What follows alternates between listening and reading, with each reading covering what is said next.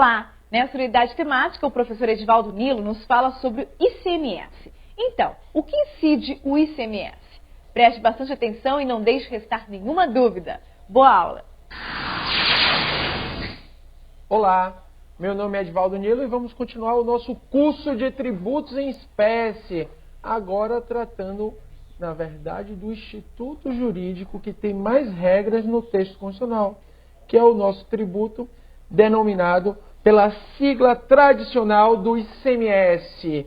Então perceba que é um tributo tão importante, mas tão importante, que é o instituto jurídico que tem mais regras no texto constitucional.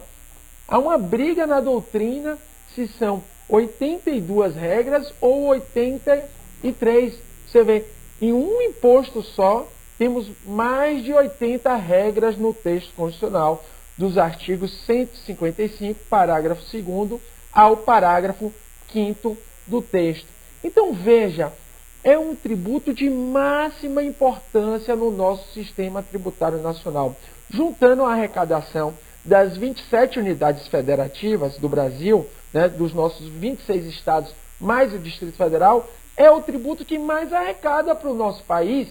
Ou seja, é um tributo de grande importância, o ICMS. Veja, ICMS, né, a Constituição estabelece no artigo 155, inciso 2, que é de competência do Estado e de competência do Distrito Federal, instituir o imposto sobre circulação de mercadorias e prestação de serviços de transporte interestadual e intermunicipal e prestação de serviço de comunicação. Mas você vai ver comigo que ele não incide só sobre circulação de mercadoria, sobre prestação de serviço de transporte interestadual e intermunicipal e prestação de serviço de comunicação. Ele vai incidir sobre diversas outras hipóteses de incidência. Você vai ver comigo aqui que o ICMS vai incidir também na importação. Numa simples importação de mercadoria vai incidir o ICMS importação. Vai perceber comigo que o ICMS também vai incidir sobre os combustíveis e sobre todos aqueles derivados de petróleo e energia elétrica. Vai ver que o ICMS também incide sobre os minerais. Então você vai ver no início do nosso curso todas as incidências do ICMS. E todas essas incidências são importantíssimas para os concursos públicos, especialmente os concursos da seara estadual. Se você vai fazer um concurso para procurador, pode ter certeza que na sua prova discursiva é necessidade absoluta o examinador colocar uma questão de ICMS. E numa prova objetiva, no mínimo 2 ou 3 questões de direito tributário. É o instituto mais importante para a arrecadação dos nossos estados. Então perceba da importância do ICMS. Então vamos iniciar o nosso estudo, claro, trabalhando com a legislação do ICMS, a legislação nacional. Claro que aqui vamos trabalhar com linhas gerais sobre o ICMS. Não vamos tratar do regulamento do ICMS no estado do Rio de Janeiro, do regulamento do ICMS no Distrito Federal, do regulamento do ICMS no estado de São Paulo. Vamos tratar da Lei Candir, vamos tratar de todas as linhas gerais. Você vai saber todos os fundamentos do ICMS. Agora não vamos entrar em cada particularidade de cada regulamento do ICMS, porque seria inviável, só isso aí demandaria um curso de no mínimo 40 horas aula. Você vê que cada regulamento tem mais de 1000 artigos, né? Mas você vai sair daqui com conhecimento que é cobrado, na verdade, em todos os concursos da área jurídica. Os concursos da área jurídica não cobram o regulamento, né? Eles cobram as linhas mestras do ICMS. E é isso que você vai ver aqui comigo. Então vamos estudar, no que tange a legislação, o artigo 155, parágrafo 2º ao parágrafo 5º da Constituição. Vocês vão ver aí, são diversas regras que vocês podem observar também no seu material escrito, não é? Então esses dispositivos aqui são fundamentais para o seu sucesso em qualquer concurso da seara estadual. Vamos também estudar a Lei Complementar 8796 de 1996, que é a lei que trata das normas gerais do ICMS. também conhecida como Lei Candir, né? Em razão do parlamentar que propôs, né? O parlamentar que teve a sua proposta aprovada no Congresso Nacional. Então veja, Lei Complementar 8796 de fundamental importância para o seu sucesso. Lei Complementar 24 de 75, também uma lei de normas gerais sobre ICMS que todos os estados e o Distrito Federal devem observar. Você vai estudar ela aqui comigo com detalhes. Ela está caindo cada vez mais em concursos públicos em razão da guerra fiscal. Ela trata, né, da forma como se deve instituir os convênios interestaduais do ICMS, conhecidos como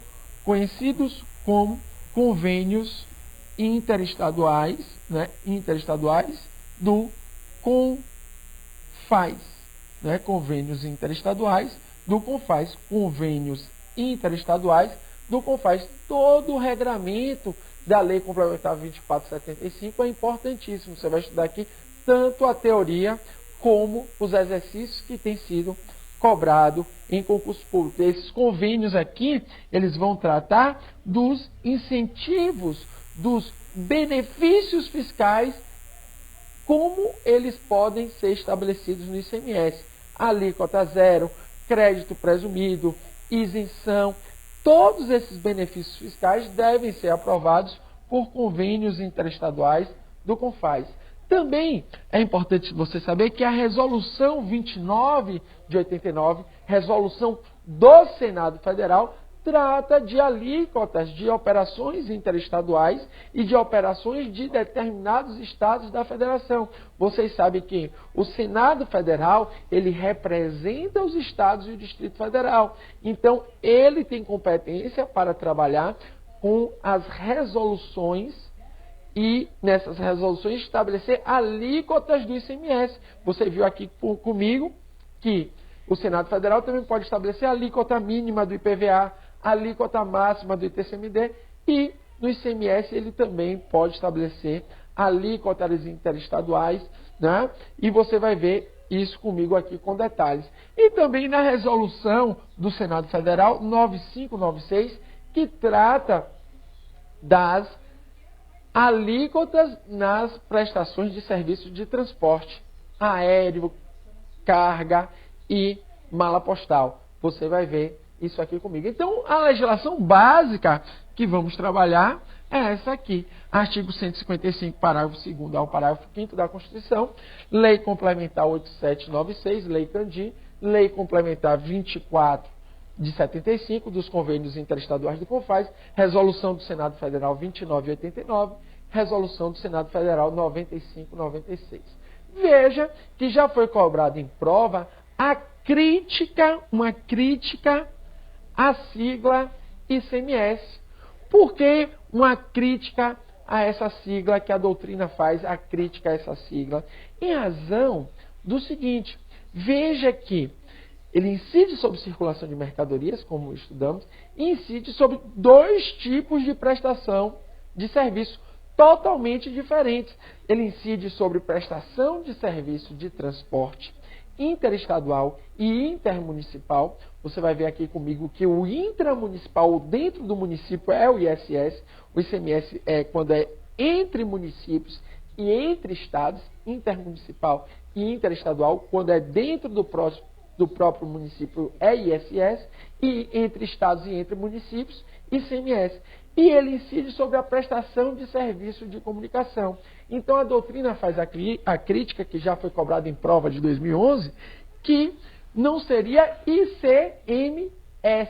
Por quê? Porque o S não distinguiria, não diferenciaria os dois tipos de serviços diferentes.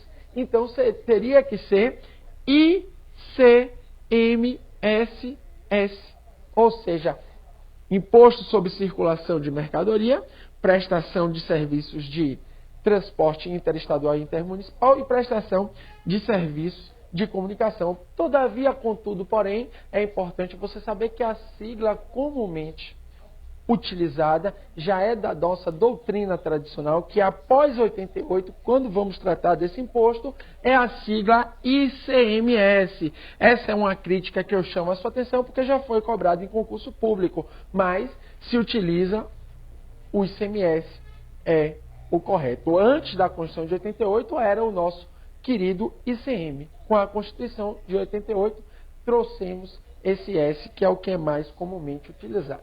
Agora é fundamental, meu amigo concursando, você saber a classificação do ICMS, não é? Você tem que saber os institutos do direito tributário, como eles são aplicados ao ICMS. Então, na classificação do ICMS, ele se classifica como um imposto estadual, ou seja, ele é de competência dos estados federativos. Como você bem sabe que o Distrito Federal ele tem competência estadual e municipal, competência tributária cumulativa, também chamada pela ESAF de competência tributária dúplice, não é? Você também entende que o DF tem competência para instituir o ICMS.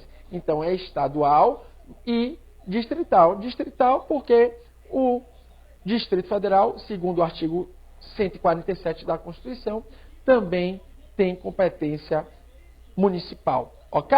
Então tem competência estadual e municipal. É um tributo classificado como um tributo fiscal. Isto é, o ICMS, ele tem pretensão nitidamente arrecadatória. A função precípua do ICMS é arrecadar recursos financeiros para os estados e para o DF. Então, ele tem na classificação predominante, é uma classificação fiscal. Veja que essa classificação fiscal é aquela da predominância. Eu costumo brincar com meus colegas que essa classificação, apesar de cair em concurso público, há várias críticas a ela. Por quê? Porque, na verdade, se você for ao fundo e ao cabo estudar com profundidade, você vai perceber que todo o imposto, na verdade, ele tem função fiscal e extrafiscal, né? Aí, sempre ao classificar, existe duas correntes, mas a corrente majoritária aqui é que trata ele como fiscal. É a mesma coisa de você pegar um travesti, né, e colocar, né, se ele fez a operação, vai para o banheiro feminino, mas se não fez, para o banheiro masculino. Ou seja, fica numa linha tênue entre ser fiscal e extrafiscal. Por isso a doutrina, apesar de se entender que ele é predominantemente fiscal, critica e diz que ele, em diversas hipóteses, também tem função extrafiscal. O que quer dizer isso? Que ele não tem apenas função de arrecadar, mas também de intervir no domínio econômico. Ele tem uma função denominada pelo professor Marco Aurélio Greco de função alocativa, isto é, a intervenção no domínio econômico. Ele intervém na conduta do cidadão. Quando os estados diminuem a sua arrecadação, incidindo um ICMS menor, por exemplo, nos materiais de construção que são utilizados para casas populares, o ICMS tem função nitidamente extrafiscal. Também quando há uma tarifa de energia elétrica menor e os estados estabelecem uma isenção, uma cobrança menor para determinados tipos de domicílios, não é? Então você percebe aí que o nosso querido ICMS tem função também extrafiscal, ou seja, de amenizar, né, para determinadas camadas da população a carga tributária desse imposto. Nos vemos daqui a pouco. Um abraço. Consulte o livro da disciplina para complementar o estudo desta unidade, também conferir as notas de aula e também os exercícios. Continue estudando.